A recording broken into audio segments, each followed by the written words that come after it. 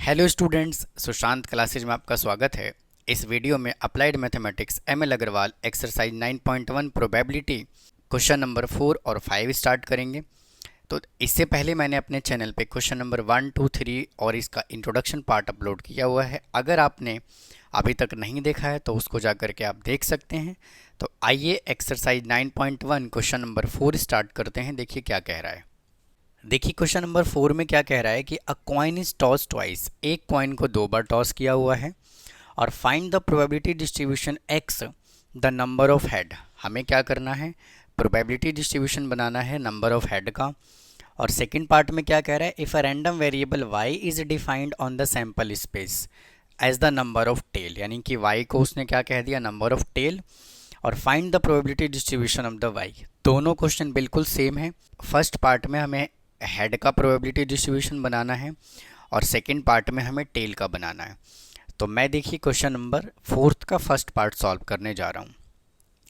तो देखिए अगर एक कॉइन को दो बार टॉस करेंगे तो सैम्पल स्पेस क्या होगा, सैम्पल स्पेस होगा head head, tail tail, head tail और टेल हेड। और देखिए उसने x को क्या कहा है, नंबर ऑफ हेड। तो मैं यहाँ पे x इज इक्वल टू क्या एज्यूम कर लेता हूँ, नंबर ऑफ हेड्स। और हमें क्या करना है, प्रोबेबिलिटी डिस्ट्रीब्यूशन बनाना है। तो अगर मैं हेड की बात करूं तो अगर एक भी हेड नहीं होगा, या तो 1 हेड होगा या तो 2 हेड होगा। अगर एक भी हेड नहीं होगा तो इसका मतलब क्या होगा, दोनों ही क्या होंगे, टेल होगा। और जब दोनों टेल होगा तो इसका प्रोबेबिलिटी कितना होगा, 1/4।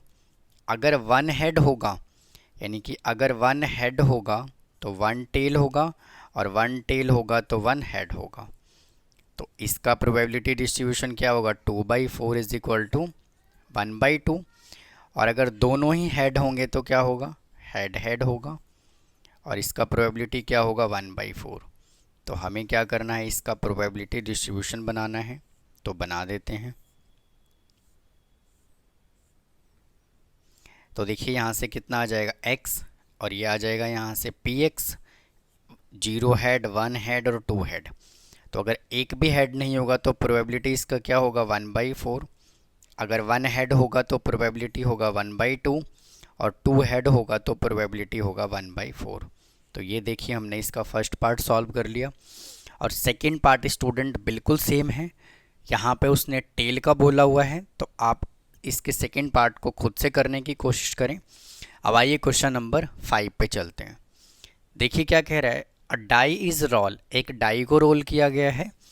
If a random variable is X is defined as the number of upper face, यानी कि एक्स को उसने क्या बोला हुआ है, नंबर ऑफ अपर फेस।